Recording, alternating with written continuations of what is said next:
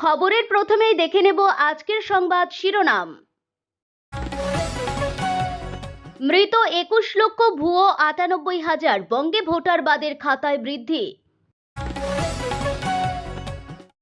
২৫০০ টাকা হবে লক্ষ্মীর ভান্ডার, বছর শেষে বড় ইঙ্গিত, সরকারের তরফে জল্পনা আরো বাড়ল। বোম আতঙ্কের জেরে হায়দ্রাবাদগামী বিমানে জরুরি অবতরণ মুম্বাইয়ে।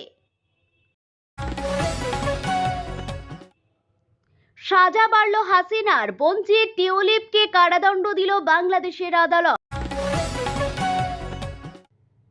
বিরাটের পা জড়িয়ে ধরা বাংলার সৌভিক এখনো রাঁচি পুলিশের হেফাজতে, অপরাধী ছেলেকে ছাড়াতে বাবা যাচ্ছেন ধনির শহরে।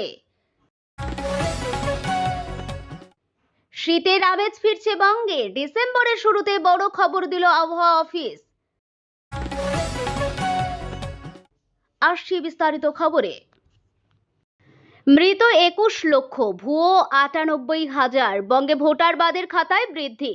ধীরে ধীরে বাড়ছে সংখ্যা, বাংলায় ১ কোটি ভোটার বাদ যাবে বলেছিলেন রাজ্যের বিরোধী দলনেতা শুভেন্দু অধিকারী, কিন্তু গেরুয়া শিবিরের দেওয়া সেই লক্ষ্যমাত্রা এখনো বহুদূর।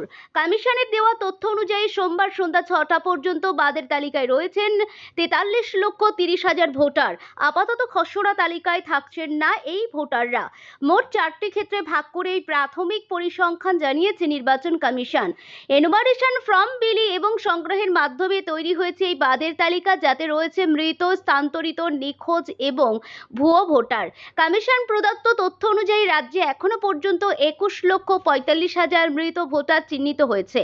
খোঁজ পাওয়া যায়নি ৫,৫৩,০০০ ভোটারের। স্থানান্তরিত হয়েছেন ১৫,১৩,০০০ ভোটার। ভুয়ো ভোটার পাওয়া গেছে মোট ৯৮,৬০০। বলে রাখা প্রয়োজন, ২১শে বিধানসভা নির্বাচনে ফলাফলের নিরিখে তৃণমূলের থেকে ৪২ লক্ষ ভোটে পিছিয়ে ছিল বিজেপি। কমিশনের এসআইআর কাজে বাদের সংখ্যা পেরিয়ে গেল সেই গণ্ডিও, তবে এই সংখ্যা যে একেবারে চূড়ান্ত এমনটা নয়। বিশেষ করে নিখোঁজ ভোটারের ক্ষেত্রেই বাড়া কমার নজির রয়েছে। নিখোঁজ হিসাবে তাঁদের আপাতত চিহ্নিত করা হলেও পরবর্তীতে যদি খোঁজ মেলে তখন যুক্ত করে দেওয়া হবে খসড়া তালিকায়। অবশ্য সোমবার বাদ পড়ার ভোটারের পরিসংখ্যানের পাশাপাশি আরও একটি তথ্য তুলে ধরেছে কমিশন। তারা জানিয়েছে, রাজ্যে এখনো পর্যন্ত মোট আনকালেক্টেড ফর্ম অর্থাৎ বিএলওর কাছে ভোটারের তরফ থেকে জমা না পড়া এনুমারেশন ফর্মের সংখ্যার ৭%। এছাড়াও একাধিক বিধানসভা কেন্দ্রে প্রায় শেষ হয়ে গিয়েছে ফর্ম। বছর শেষে দারুণ খবর, ২৫০০ টাকা হচ্ছে লক্ষ্মীর ভান্ডার ভাতা, ইঙ্গিত খোদ সরকার পক্ষের। লক্ষ্মীর ভান্ডার প্রকল্পের ভাতা বৃদ্ধি নিয়ে জল্পনার মাঝেই বড় ইঙ্গিত দিলেন তৃণমূল নেত্রী সায়নী ঘোষ। তিনি জানান, ভবিষ্যতে এই ভাতার পরিমাণ বেড়ে ২৫০০ টাকা পর্যন্ত হতে পারে। শোনা যাচ্ছে এমনই খবর। দীর্ঘদিন ধরে শোনা যাচ্ছে লক্ষ্মীর ভান্ডার ভাতা বৃদ্ধির কথা। শোনা যাচ্ছিল এবার থেকে সাধারণ জাতির মহিলাদের অ্যাকাউন্টে ঢুকবে ১,৫০০ টাকা।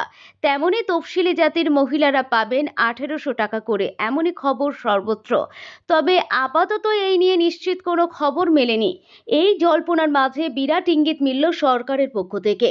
জানা যাচ্ছে একেবারে ২৫০০ হচ্ছে লক্ষ্মীর ভান্ডার। লক্ষ্মীর ভান্ডার বৃদ্ধি নিয়ে বিশেষ ইঙ্গিত দিল তৃণমূল নেত্রী সায়নী ঘোষ।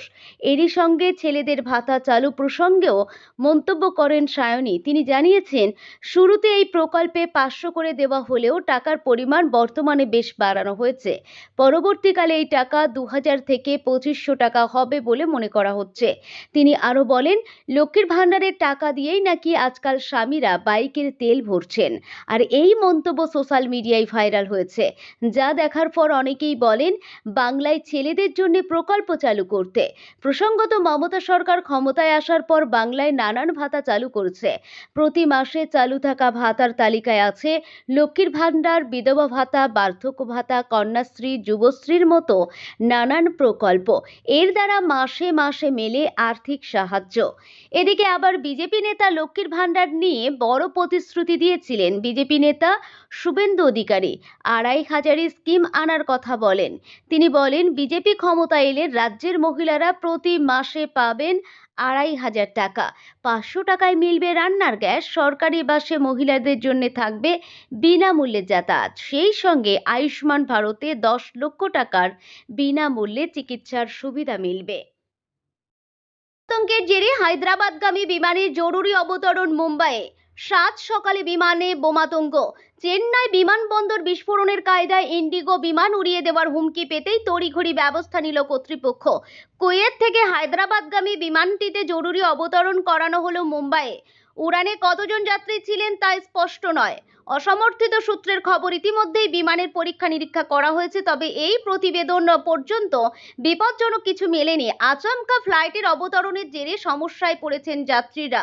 ইন্ডিগোর এয়ার লাইসেন্সের তরফে বলা হয়েছে, যাত্রীদের কথা মাথায় রেখে বিমানের নিরাপত্তা এবং সুরক্ষা আমাদের সর্বোচ্চ অগ্রাধিকার। কে বা কারা হুমকি পাঠিয়েছে তা স্পষ্ট নয়। সাজা বাড়ল হাসিনার বঞ্চি টিউলিপকে কারাদণ্ড দিল বাংলাদেশের আদালত। সাজার পরিমাণ বাড়ল বাংলাদেশের ক্ষমতাচ্যুত প্রাক্তন প্রধানমন্ত্রী শেখ হাসিনার। এবার প্লট দুর্নীতি মামলায় হাসিনা সহ তাঁর বোন এবং বঞ্চিকে সাজা শোনালো ঢাকার বিশেষ আদালত। এই মামলায় শেখ হাসিনাকে 5 বছরের কারাদণ্ড দিয়েছে বিচারক মোহাম্মদ রবিউল আলম নেতৃত্বাধীন 4 সদস্যের বিশেষ বেঞ্চ। দোষী সাব্যস্ত হয়েছেন হাসিনার বোন শেখ রাহানা ও তার কন্যা টিউলিপ সিদ্দিকও। উভয়কে মোট 7 বছর এবং 2 বছর কারাদণ্ড দেওয়া হয়েছে। পাশাপাশি ব্রিটিশ পার্লামেন্টের সদস্য টিউলিপকে 1 লক্ষ টাকা জরিমানা দেওয়ার নির্দেশ দিয়েছে আদালত, যা দিতে না পারলে অতিরিক্ত 6 মাস থাকতে হবে জেলে। 1 লক্ষ টাকা জরিমানা দিতে হবে রেহনাকেও। ঢাকার প্রাণকেন্দ্র থেকে 16 কিলোমিটার দূরত্ব। 1995 সালে সেখানে শুরু হয়েছিল পূর্বাচল নতুন শহর প্রকল্প, কিন্তু রাজনৈতিক অস্থিরতা, সরকার বদল, সর্বোপরি জমি জট, নানা প্রতিকূলতার জেরেই কাজের কাজ কোনো কালেই হয়নি। এর মধ্যে 2010 সালে পূর্বাচলের জমি বন্টন বড় অভিযোগ নাম জড়িয়ে যায় হাসিনার পরিবারেও। বাংলাদেশে অন্তর্বর্তী সরকার তৈরি হতে এই অভিযোগের ভিত্তিতে দুদক বা দুর্নীতি দমন কমিশনের নেতৃত্বে শুরু হয় তদন্ত। গত 13 জানুয়ারি আনুষ্ঠানিকভাবে প্রাক্তন প্রধানমন্ত্রী ও তাঁর পরিবার সহ মোট 17 জনের বিরুদ্ধে মামলা দায়ের করে দুদক। অভিযোগ, টিউলিপ সিদ্দিক অর্থাৎ হাসিনার বঞ্চি নিজের ক্ষমতার অপব্যবহার করে মা শেখ রেহনা, বোন আজমিনা সিদ্দিক ও ভাই রাদওয়ান মুজিবের নামে পূর্বাচল নতুন শহর প্রকল্পে অবৈধভাবে প্লট বরাদ্দ করেছেন।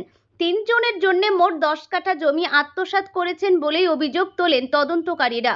তদন্তে নেমে অভিযোগ ওঠে শেখ হাসিনা ও তাঁর পুত্র সজীব ও অজিতের বিরুদ্ধেও দায়ের হয় মোট 6টি মামলা।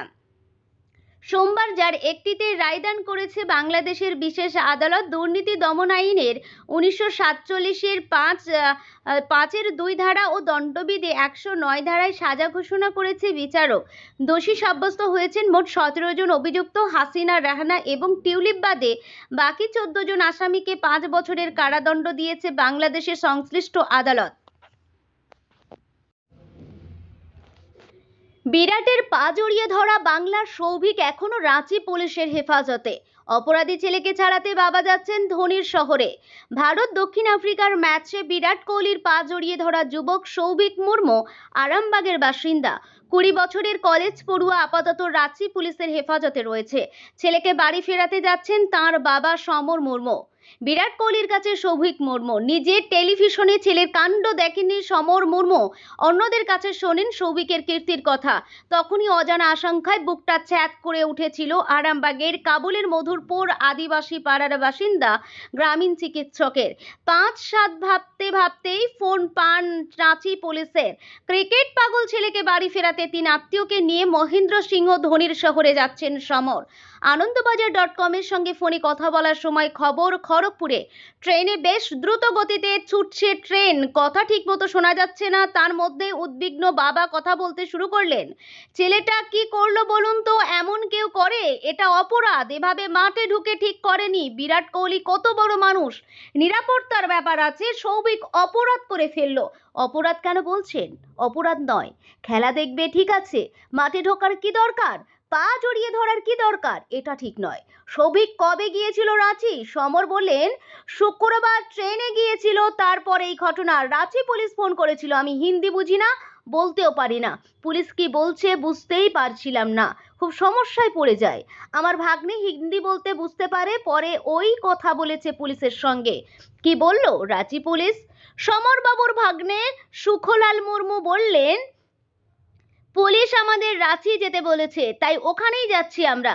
পুলিশের হেফাজতে রয়েছে ও। পৌঁছতে মঙ্গলবার সকাল 6টা মতো বাজবে। রাঁচি পৌঁছে পুলিশকে ফোন করতে হবে, তখন ওরা লোকেশন পাঠাবে, সেই মতো আমাদের যেতে হবে। রবিবারের ঘটনার পর সৌভিকের সঙ্গে কথা হয়েছে? সুখরাম বললেন, হ্যাঁ, কথা হয়েছে। রবিবার রাতে হয়েছে, সোমবার দুপুরে হয়েছে, এমনি কোনো সমস্যা নেই। পুলিশ ওকে ভালোভাবে রেখেছে, রাতে শোয়ার জন্য কম্বল দিয়েছে, ভালো খাওয়া দাওয়া দিচ্ছে, মারধরও কিছু করেনি। সেসব চিন্তা আমরা করছি না। সৌভিককে নিয়ে আরামবাগে ফিরতে পারলেই শান্তি।